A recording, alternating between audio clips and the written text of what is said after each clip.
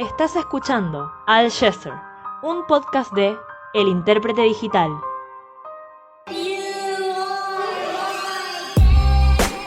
It's hard living in the West when I know the East got the best of me. Could be looking in my eyes, but you never really see the rest of me now. Can you hear me, my city? Bilingual's what I'm blessed to be here.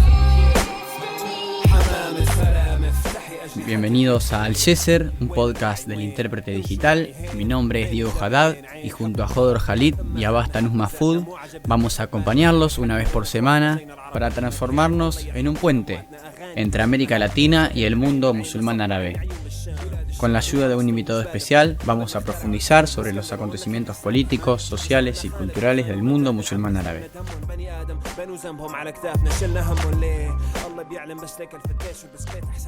Luego de esta breve presentación, los invitamos a conocer las noticias más importantes de esta semana.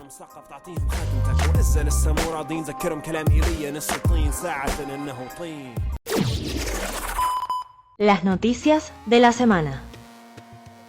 Coronavirus en la península árabe. Nuevo brote de coronavirus en Arabia Saudí alcanza un récord de 4.000 casos positivos en 24 horas, impulsando la reanudación de medidas sanitarias como la cuarentena para la ciudad de Jeddah. Al día de la fecha, el país peninsular registra un total de 110.000 contagios y casi 900 muertos por coronavirus sobre una población total de 37 millones de personas. Cese al fuego en Libia. Egipto y el ejército libio liderado por Haftar, aliado al gobierno con base en Tobruk, proponen un cese de hostilidades y alto al fuego tras un año de asedio a la ciudad de Trípoli. El gobierno de acuerdo nacional con el apoyo militar de Turquía avanzó hacia el sur recuperando la ciudad de Tarhuna, interrumpiendo líneas de abastecimiento del ejército libio y encontrando un freno en las puertas de Chipre. Crisis económica en Siria y Líbano. La profundización de las crisis económicas en el Líbano y Siria tras una fuerte devaluación de la moneda en ambos países impulsa una nueva ola de protestas con epicentros en Trípoli, Beirut y Sueida respectivamente. Además, el presidente del Banco Central libanés, Riyad Salameh, retrocedió sobre los nombramientos de nuevas autoridades, mientras que el primer ministro sirio, Imad Hamis, fue reemplazado por el ministro de Recursos Hídricos.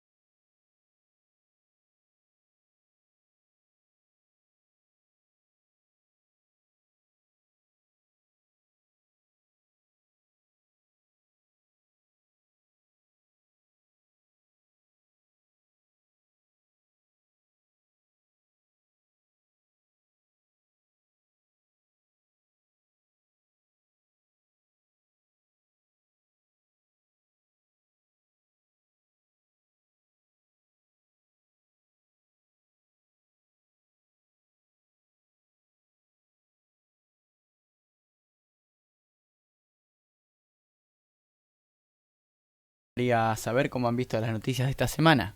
La verdad que es muy interesante, siempre hay temas para abordar en la región. Creo que esto tiene que ver con la multiplicidad de procesos políticos, económicos y culturales que se están dando. Uno que a mí me llamó muchísimo la atención es el del Líbano, la gente volviendo a manifestarse y con algunos signos de preocupación, en los ataques a los bancos, los enfrentamientos con las fuerzas de seguridad, y esto es algo que se renueva tras un par de meses, ¿no?, de impas debido a la cuarentena, pero bueno, la situación económica de hoy día medio que los empuja a salir a la calle nuevamente. La cuarentena no significa que la economía no siga funcionando y los problemas económicos del Líbano cada vez son mayores y están llegando a diferentes estratos de la sociedad. Afectan a universitarios, afectan a trabajadores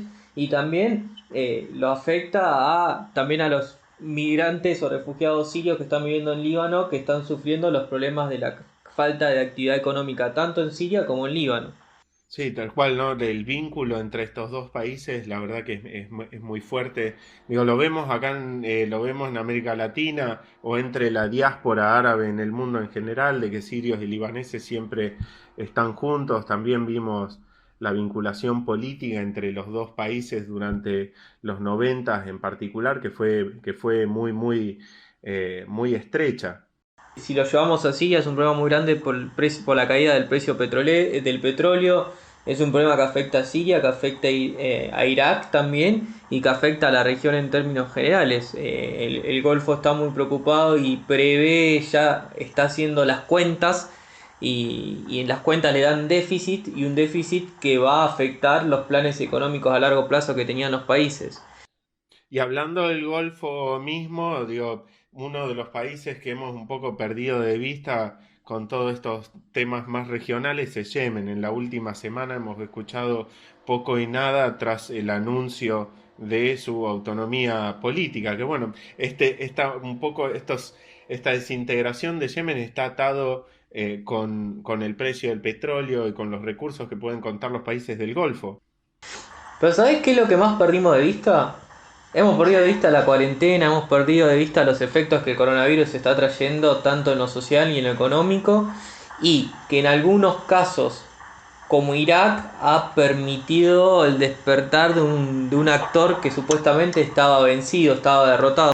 Tal cual lo mencionás, Abbas, y es el caso del Estado Islámico. La organización terrorista ha reaparecido en Siria e Irak y ha generado conflictos durante las últimas semanas a ambos gobiernos. Lo cierto es que, además, durante los últimos días, ambos ejércitos han tenido enfrentamientos con facciones de este grupo terrorista que, aprovechando toda esta pandemia del coronavirus, ha reaparecido en la región. Tal cual, y todo esto después de casi, podemos decir, unos por lo menos 3 años de que Estado Islámico ha perdido territorio frente al avance tanto de las fuerzas militares en Irak como en Siria, sumadas a las intervenciones externas, ¿no? Por un lado tenemos a Rusia, por el otro lado tenemos una coalición internacional anti-Estado Islámico liderada por Estados Unidos. No sé cómo lo veías, cómo lo ves vos, Abbas. Digo, ¿esto le permitió estos retrocesos, digamos, de Estado Islámico recuperarse económicamente tanto a Siria como a Irak? Bueno, pero es parte de algo que nosotros hemos estado viendo en las últimas columnas que subimos en el Intérprete Digital. Hay un común consenso de que el Estado iraquí es un Estado viejo en términos económicos, en términos productivos y que está muy lejos de las necesidades de la gente. Es parte de los grandes debates económicos que tienen que darse las sociedades árabes de reformular su matriz productiva para evitar que cada pico negativo en el precio del petróleo se transforme en condiciones propicias para el despertar de estos grupos fundamentalistas. Y para brindarnos una mayor perspectiva a este resurgimiento del Estado Islámico tanto en Irak como en Siria, tenemos el agrado y el placer de contar con el doctor Walid Saleh Al-Khalifa. Él es nacido en Irak y nacionalizado español, se doctoró en 1990 en la Universidad Autónoma de Madrid en Filosofía Árabe. En la actualidad es profesor titular del Departamento de Estudios Árabes e Islámicos y Estudios Orientales de la Universidad Autónoma de Madrid. Es autor de varios libros como Oriente Medio, El laberinto de Bagdad, Irak, Invasión, Ocupación y Caos, El ala radical del Islam, El Islam político, Realidad y ficción, entre otros. Profesor Walid, es un gusto tenerlo con nosotros en este podcast. Y la historia reciente del Islam es verdad que está marcada un poco por la aparición del Daesh y la violencia de este grupo en particular del Estado Islámico. Desde su perspectiva, ¿cuál es la relación del Estado Islámico con la historia y el pensamiento islámico?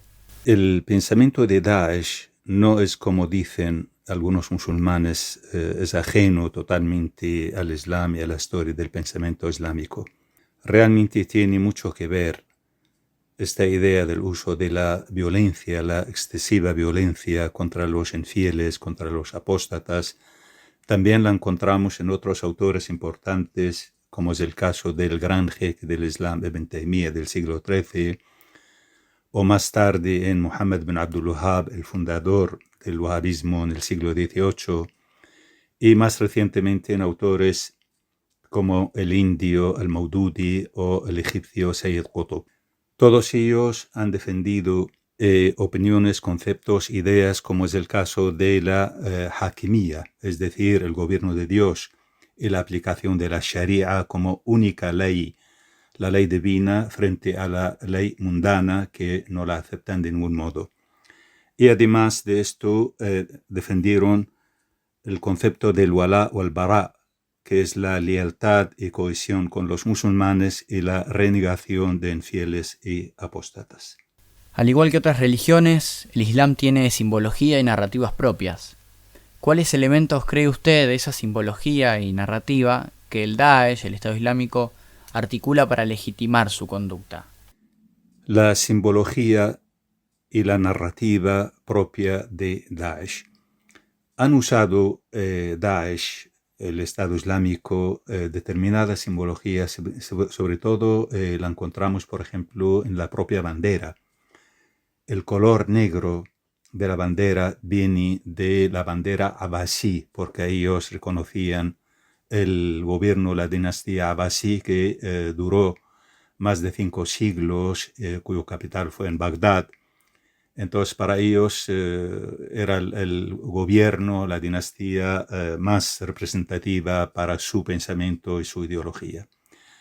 Lo mismo encontramos, por ejemplo, el logotipo que utilizaron dentro de esta bandera, que ponía La ilaha illallah, Muhammad Rasulullah, y lo ponía de una manera totalmente diferente a lo que habitualmente podemos encontrar, porque tenía que leerse desde abajo hacia arriba, para no poner el nombre de Muhammad, Mahoma, por encima del nombre de Dios. Entonces ponía Muhammad abajo, Rasul en medio, Allah arriba.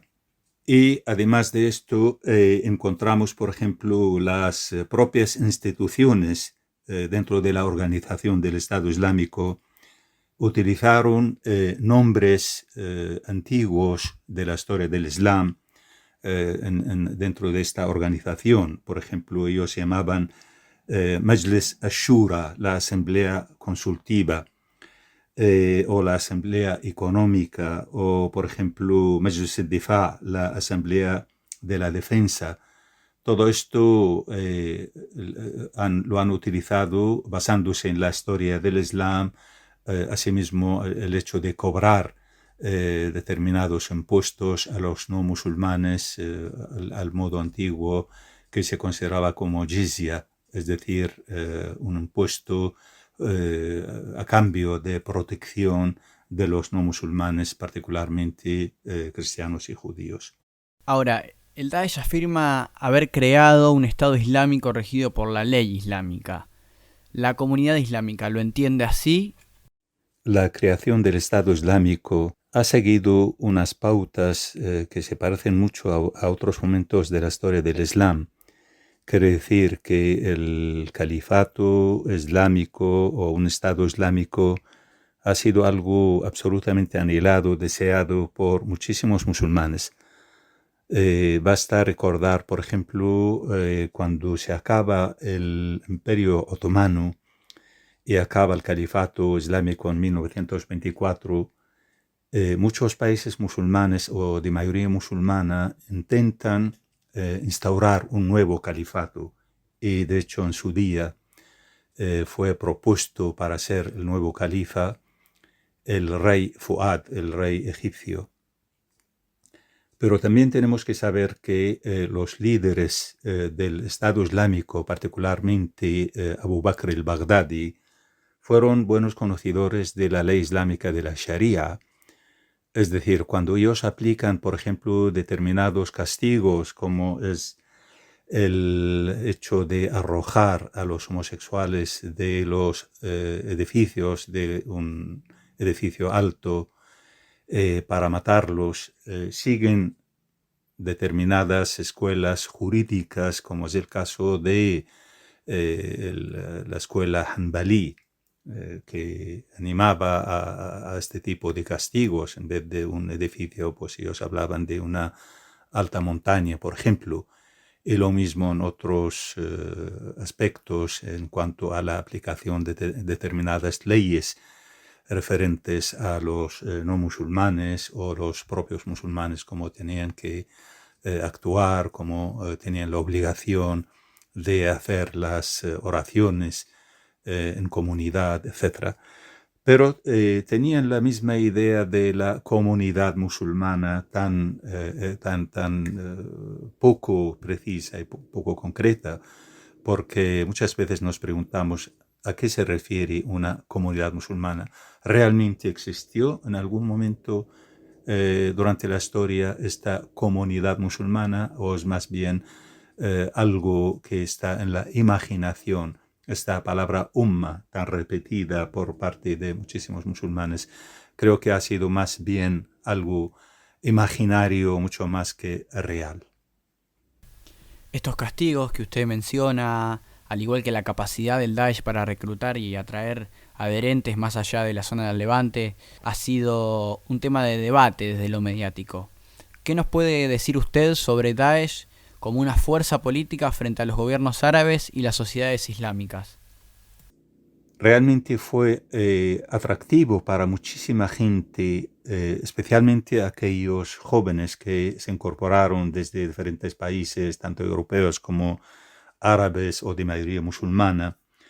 Ahí jugó un papel importantísimo las redes sociales, que han convocado a jóvenes y a no tan jóvenes para incorporarse a sus filas, ofreciendo algunas cosas atractivas, como decía antes, como es el caso de, por ejemplo, buenos sueldos. Se sentían una autoestima importante dentro del grupo, y dominaba también unas relaciones quizá fraternales. A la vez podían tener la posibilidad de casarse con mujeres jóvenes, etc. Todo eso son elementos atractivos que los medios, las redes sociales fomentaron de una forma clarísima. Por otro lado, se ha exagerado el poder y la fuerza de Daesh, del Estado Islámico, por intereses propios por parte de los regímenes y los gobiernos de la región. Entre ellos, por ejemplo, el gobierno iraquí, el gobierno sirio, el gobierno de Irán. Todos ellos han querido sacar provecho de aquello, de la aparición del Estado Islámico. Los europeos, Estados Unidos, en aquel momento hablaban de que no había negociación con Bashar al-Assad, con el gobierno sirio, para resolver el problema de las revueltas, de la revolución siria. Pero cuando aparece el Estado Islámico, entonces ya nadie pone esta condición y no había problema para negociar con Bashar al-Assad. Lo mismo el gobierno iraquí utilizó el tema sectario para justificar, para legitimar su gobierno. Irán aprovechó la aparición del Estado Islámico para penetrar todavía más en Irak y en Siria, con argumentos de defender los lugares santos, tanto en Kerbala, en Najaf o en Damasco. Pues han enviado a decenas de miles de milicias de la revolución islámica iraní para dominar realmente a esos dos países, particularmente Irak. Turquía utilizó el Estado Islámico para hacer frente a los kurdos, tanto en Siria como en Irak, para frenar su influencia sobre los kurdos propios, kurdos turcos, que también reclaman su independencia. Entonces tenemos que tener en cuenta todas estas circunstancias para entender realmente qué es lo que ha pasado, cómo ha aparecido el Estado Islámico, cuál fue el trato que le dieron. Una ciudad como la ciudad de Mosul, la segunda más importante de Irak, con 3 millones de habitantes, y 30.000 soldados y oficiales armados con armamento pesado. Resulta que se escapan delante de 3.000 guerrilleros del Estado Islámico con armas y vehículos ligeros. Entonces, todo esto plantea grandes preguntas, interrogaciones. ¿Qué es lo que pasó? ¿Por qué pasó de este modo? Nadie ha sido capaz hasta este momento de hacer una investigación para ver cómo, de qué modo la ciudad de Mosul ha caído en manos de estos elementos.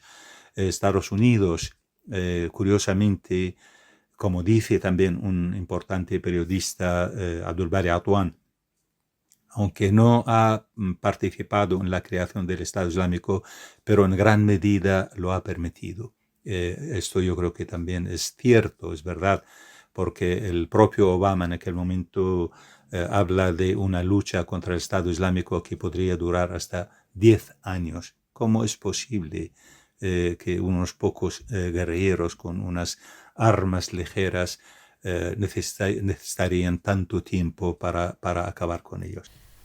Y como mencionamos al comienzo del podcast, en los últimos meses, particularmente en las últimas semanas, el Daesh parece resurgir con cada vez más fuerza desde las cenizas en el desierto sirio-iraquí, con incendio de campos y demás ataques. ¿Cree usted que esto es un intento por desviar la atención de su derrota militar de hace unos años o efectivamente su poder de atracción continúa vigente?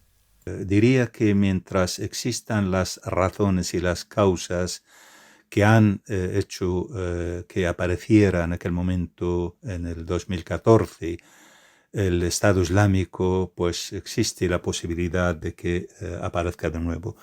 Además, tenemos que tener en cuenta que su núcleo fuerte todavía se mantiene su presencia en estos dos países, sobre todo en Irak y en Siria, aunque hay otras células en diferentes países de mayoría musulmana, en países europeos, etc. Su surgimiento, como podemos suponer que es probable, y de hecho hoy en día están teniendo actividades también dentro de Irak y dentro de Siria, acciones violentas, acciones terroristas, están volviendo a asesinar y a matar.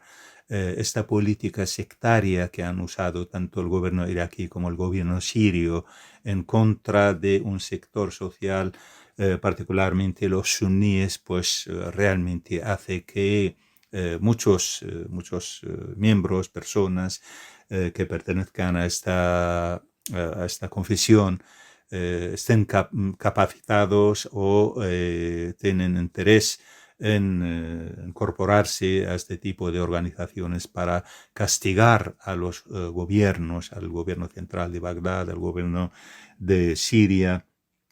Por lo tanto, hay que tener en cuenta que mientras no exista una justicia, mientras no actúen los gobiernos de la zona, de la región, de una forma más justa y más equilibrada, pues la posibilidad de que vuelvan una organización, podría ser el Estado Islámico o podría ser otro, a actuar de la misma forma, de la misma manera y utilizar la violencia excesiva para hacerse con el poder o por lo menos para hacer daño a sus rivales, sus enemigos que ellos consideran que son estos gobiernos y estos sistemas políticos. ¿Se ha planteado en algún momento la posibilidad de una reforma religiosa como solución a estos movimientos fundamentalistas dentro del Islam? ¿Cree usted que es una decisión acertada? Yo diría fundamentalmente que quizá reformas no son no es la solución más idónea, sinceramente, porque ya se ha hablado muchísimas veces de reformistas y de reformas como Muhammad Abdu, Jamal ad-Din al-Afghani y otros posteriores, pero no ha llevado a ningún sitio. ¿Cuál es la solución? ¿Cuál sería la forma más viable para salir de esta situación, de esta crisis? Yo entendería que realmente hace falta básicamente que hubiera sistemas democráticos. Es decir, primero tenemos que hablar de un cambio estructural del propio sistema político en estos países. Es decir, mientras no exista una democracia, una justicia social, difícilmente podemos acabar con estos conflictos. Y esto también nos iba a hablar de la educación. Es importantísima la educación de los chicos, de los chavales, de los jóvenes, de los niños, las niñas. Lamentablemente hasta este momento encontramos en los programas educativos de muchos países de mayoría musulmana que inculcan el odio, rechazo hacia el otro, hacia los demás. Todavía hablan de infieles, de cristianos y judíos. Todavía tenemos la educación que se basa en una visión absolutamente sectaria, absolutamente estricta, que hace que los jóvenes salgan con una visión bastante estrecha, bastante estricta, algo que al final se manifiesta en la sociedad, se manifiesta en las relaciones. Encontramos cientos y cientos de canales de televisión hoy en día creados por Irán, por Arabia Saudí, donde aparecen clérigos que tienen programas en directo, les llaman de diferentes lugares, jóvenes, mujeres, hombres, y les preguntan cosas tan esenciales, tan curiosas como, por ejemplo, si un musulmán puede saludar, darle la mano a un cristiano, a un judío, o si puede felicitarle las Navidades. Y resulta que la mayoría de las veces estos clérigos, su respuesta es no. Es decir, todavía iban las cosas a un extremo de odio, de rechazo, que deberíamos pensar y deberíamos reflexionar sobre ello, porque realmente es un desastre lo que ocurre en estos países y qué tipo de información recibe la población, especialmente los jóvenes, que serían los responsables, los políticos del futuro, y estará en sus manos la rienda de sus países, de sus sociedades y de la política de sus ciudadanos. Pero otro elemento que no podemos olvidar de ningún modo es el hecho de la separación de la religión del Estado, es decir, que haya un sistema realmente laico, como se ha hecho en el único país que llevó a cabo esta circunstancia es Túnez. Túnez hoy en día tiene una constitución que separa claramente la religión del Estado, la religión de la política. Mientras esté la religión metida en la propia política, la política está metida en la religión, cosa que ocurre en muchos de estos países de mayoría musulmana, pues difícilmente podemos encontrar una solución para estos conflictos, para estos enfrentamientos, para las luchas y guerras sectarias entre chiíes, suníes, entre musulmanes y cristianos, entre musulmanes y judíos. Todo esto necesita un sistema laico que es la única solución, en mi entendimiento, para todos estos conflictos. Profesor Walid, agradecemos profundamente su colaboración con el podcast Al-Yeser en un momento tan particular donde el resurgimiento del Estado Islámico vuelve a ser un tema de debate, y le agradecemos por supuesto por su conocimiento y por haber contribuido con nosotros.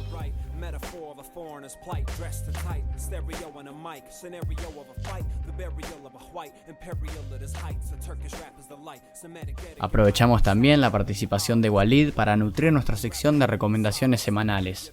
En este caso, el profesor recomendó algunos artículos de lectura para profundizar más sobre el conocimiento del Estado Islámico y el Islam. Y el primer libro recomendado es La enfermedad del Islam, de Abdel Wahab Medev. También recomendó el libro de Nasser Hamid Abu Sayed, El Corán y el futuro del Islam. Y por último, a modo más amplio, invita a la lectura de El naufragio de las civilizaciones, de Ami Malouf.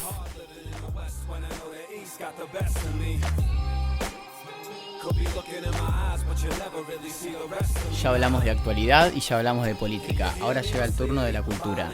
Y en esta ocasión vamos a recomendarte el artista que nos estuvo acompañando durante todo este episodio, y es Omar Offendum, con su canción Destiny.